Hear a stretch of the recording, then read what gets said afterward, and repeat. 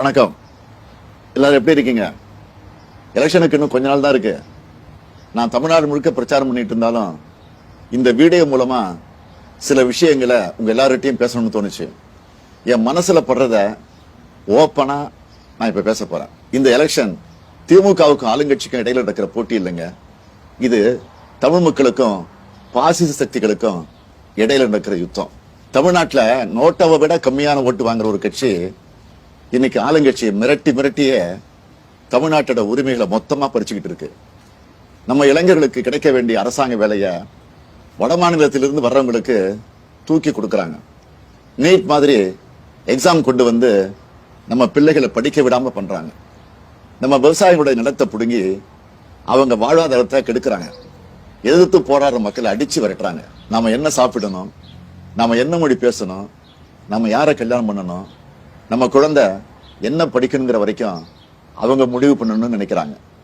இதையெல்லாம் தட்டி கேட்க வேண்டியவங்க அவங்க காலில் விழுந்து கிடக்குறாங்க. இதை இப்படியே விட்டா இன்னும் கொஞ்ச நாள்ல நம்ம வளங்கள், நம்ம மொழி, நம்ம சுயமரியாதை, நம்ம சமூக நீதி, நம்ம அடையாளங்கள் எல்லாம் செதிஞ்சு போயிடும். இதை தடுக்கணும்னா நாம அவங்களை எதிர்த்து நிக்கணும், அவங்க கொட்டத்தை அடக்கணும்.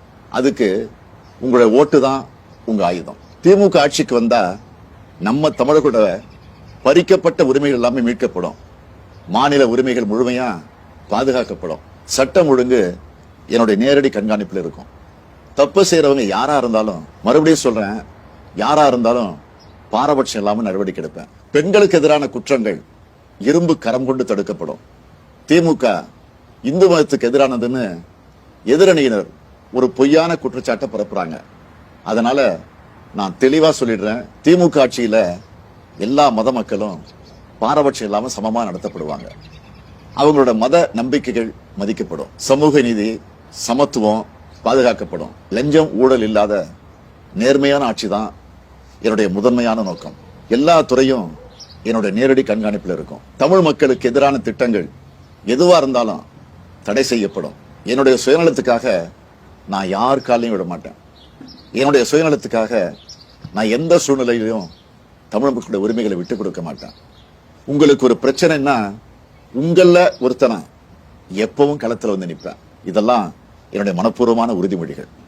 இந்த உறுதிமொழியை நான் என்னோட உசுரா நினைச்சு கடைபிடிப்பேன். இதை நான் மீறினா நீங்க என்னை நேரடியா கேள்வி கேட்கலாம். தமிழ்நாட்டோட விடியலுக்கு என்னோடு துணை நில்லுங்க. நன்றி. வாக்களிப்பேர் உதயசூரியன்.